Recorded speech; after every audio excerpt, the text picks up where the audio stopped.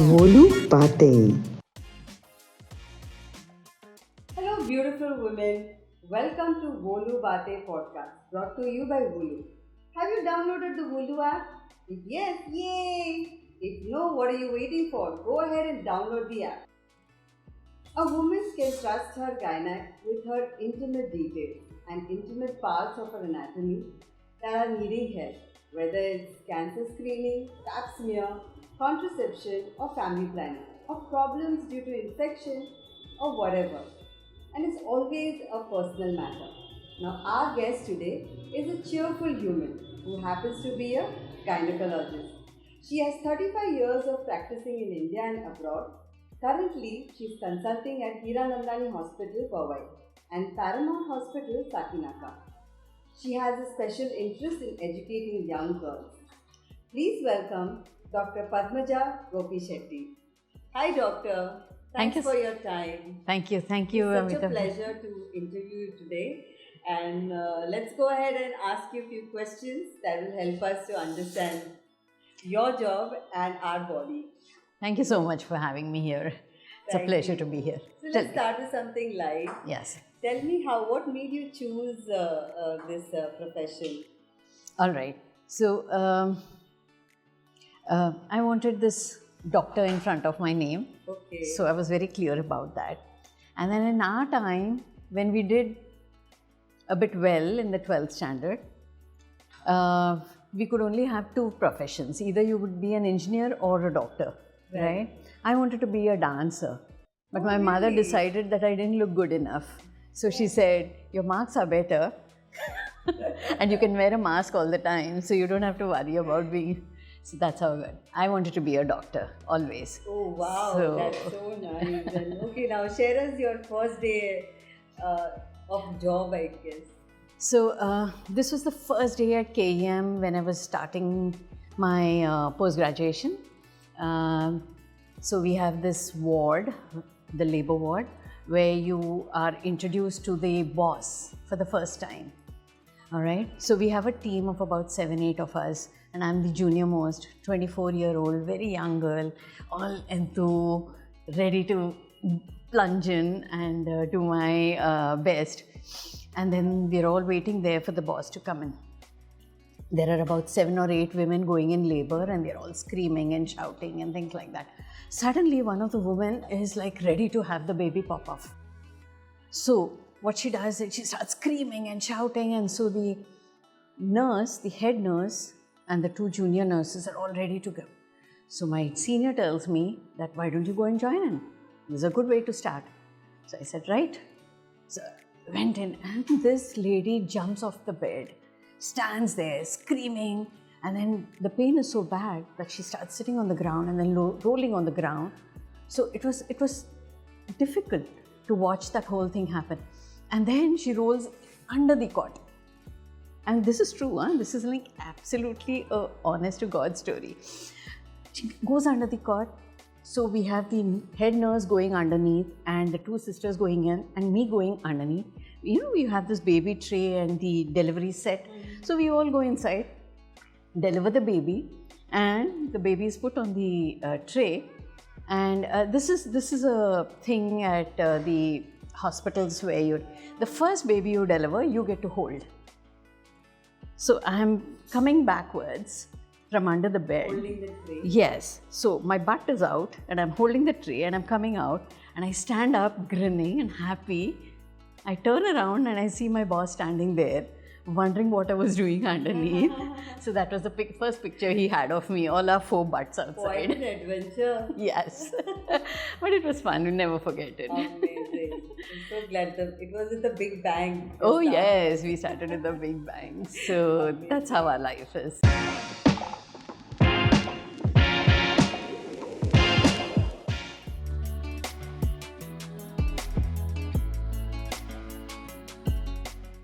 Let us know, like, when is the first time, like when do you need to see a gynaec?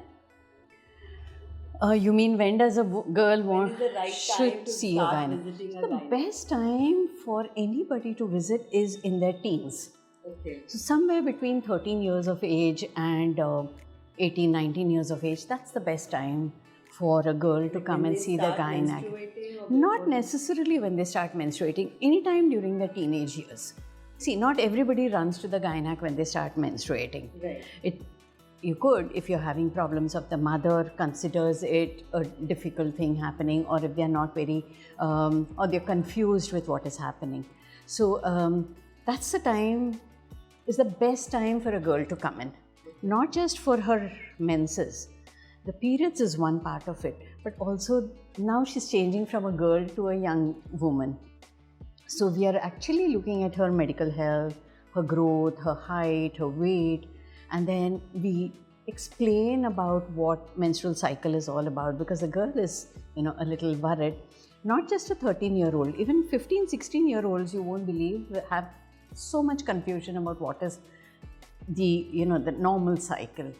So we teach them about the menstrual cycle, we teach them about hygiene, we teach them about food, the importance of nutrition.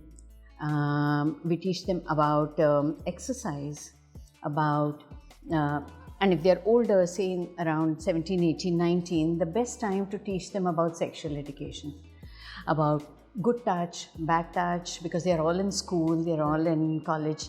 So that's when we introduce and counsel them regarding sex education and tell them about cervical cancer vaccines. Okay. That's the best time. Right. So in their teens is the first time that they should come to a gynecologist at some point of time.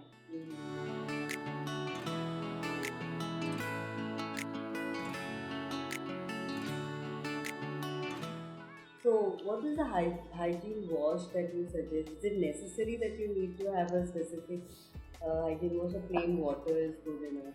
See, the only thing a girl has to have and do is wash herself at least twice a day with simple plain water and a non-scented soap. Just a plain soap, your bath soap that you use, that's the best thing to use.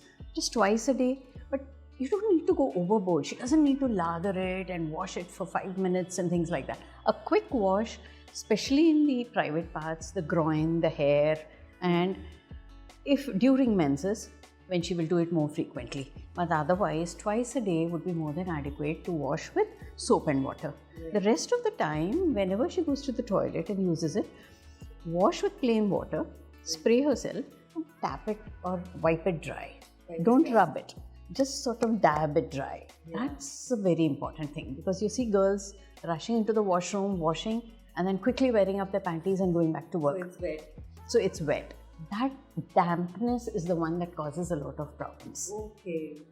So you need to keep it dry. It causes infection, you say? Not infection, but it causes a lot of problems. So once there is sweat, there is warmth, because everybody is wearing tight clothes these days. So you have tight clothes, you have sweat, and plus you have the toilet water there. All that leads to making the vulva, the vagina, and that area a little soggy. And that makes it prone to infection. The water per se does not cause any infection. It is what can happen. It's not a healthy dry tissue. See, if anything is dry, you don't catch an infection. That's the basic principles of the human body. Mm-hmm. But if anything is wet, like underarms, in the groin, under the breast, these are areas which will always remain warm and wet for a woman. Mm-hmm. And those are the places where you should keep dry to avoid any infection. And wear cotton panties. Oh yeah, so then there are a lot of things that you do to maintain the hygiene. One is washing. Cotton clothes, cotton underclothes are definitely more accepted and advised as compared to nylon or synthetic material. What you need to do is loose clothes, especially in the summer when there is a lot of sweating going on. During the nights, we prefer that let your body breathe. So you don't wear underclothes, wear loose pajamas or gowns or whatever the girl likes or the woman likes, and you let your skin breathe and sort of regain its natural tendency to be dry and clean. So the next day you're again ready for your day.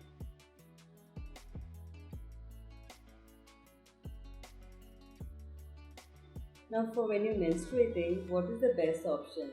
A pad tampons or Okay. menstrual cups? So, menstruation, see, even though we say pads, tampons, or the cups, you would be surprised that almost 60% of India uses just plain cloth. Yeah, okay. And even in Mumbai, in such a big place, it's not easy to buy 150 rupees of pads per month. I mean, for us it seems so simple, but there are a lot of women, and there are 4 girls in the family, and if they are going to be spending about 1,000 rupees just for pads, you can't think of Correct, that. yeah. Okay. So you must understand there are a lot of women, they may not even tell you, even good class women who believe in just using the cloth. Pricing, but true. So clean cloth, simple cotton cloth, has to be washed in hot water every time, dried in the sun and ironed, and then folded and reused. So that's what they do. Otherwise, between pads and tampons and menstrual cups, pads, see, each of them has their own advantages, disadvantages. Pads are nice because they are outside the body. So the chances of having an allergy with pads is very minimal. Pads are nice because for the small scanty amount of bleeding which some people have at the beginning and the end of the menses, that's more than enough. You don't need to put something into your body just because. Pads are nice because they are comfortable otherwise in the night. Right. So a lot of women prefer to have the pads so that again you're breathing better. But then pads are disadvantages, especially if you're wearing tight jeans, you don't want to show that outside, or if you have outdoor sports, or you're going on for a hike, or you have a picnic, or if you're a heavy bleeder, then the pads may not, hold that much. So pads are essentially soaking materials. The same thing is with tampons. Tampons also soak. Right. So they can take a mild or moderate amount of bleeding, but a very heavy bleeding, tampons can't take it. Right. Now tampons is something which you have to insert into your body. So a lot of girls are not comfortable with that. A lot of women are not comfortable with that. They find it very, they're just uncomfortable. So that's fine. And especially when it opens up and when they have to take it off is when they have a problem. It's a little, it causes a bit of discomfort. So, it's a little difficult when they have to take it off. So they're not very comfortable with the whole process. But then tampons are nice, especially if you're outdoors, you're quickly doing it, you can, use it, dispose it easily. Mobility, Mobility, yes. Cups are nice. But the only thing with cups is you need to know how to insert and how to take it out. Right. But cups hold a much more, almost 3 times the amount of blood that, so for heavy bleeders, cups are so much more comfortable, especially in the nights. You put it in and you can forget about it, not worry about soiling your bed. Menstrual cup, like how often, like just for information, like how often you can keep it in and when do you need to take it out? Like how do you understand that part? Yeah. So the menstrual cup has to be kept inside only for about 3 to 5 hours. Oh, that's it. That's it. But I thought you could keep it for a couple of days. No, no, you shouldn't do that. Definitely not do that. So 6 hours max. That means if you're sleeping in the night, say around 10, 11 o'clock, and then till morning is fine. But that's it.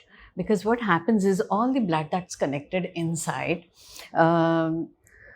is a potent culture medium where the bacteria can generate and then get infected.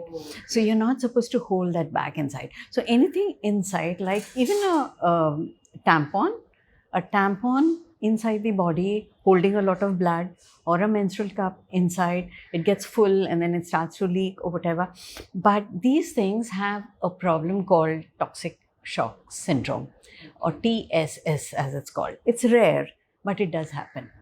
So, and this happens only because people get overconfident and then keep it inside. So whenever you feel 4 to 6 hours ho gaya hai, even if it's not full, because there's no way to check it, you go into the washroom, take it off, empty it, rinse it out, put it back. Okay. So that is what you can put it back. Do you need to sterilize it? You don't need to sterilize it if you're just using it once or twice. But then if you're now going back home at the end of the day, then you wash it, sterilize it. Sterilize is in hot water. That's all. Okay. You don't need to have any special sterilizer. And that was our episode 5. with Dr. Padmaja Gopisetty. This episode is divided into 3 parts. I hope the part 1 was informative and it was fun. We will drop the balance to parts in the coming weeks. Write down in the comments if you have any questions. Please don't forget to follow us on social media. The handles are right in front of you. Support us by hitting the like button and subscribing to our channel for a weekly content. Thanks for watching. Don't forget to download the Woloo app. Go bindas. Wo Loo Baate.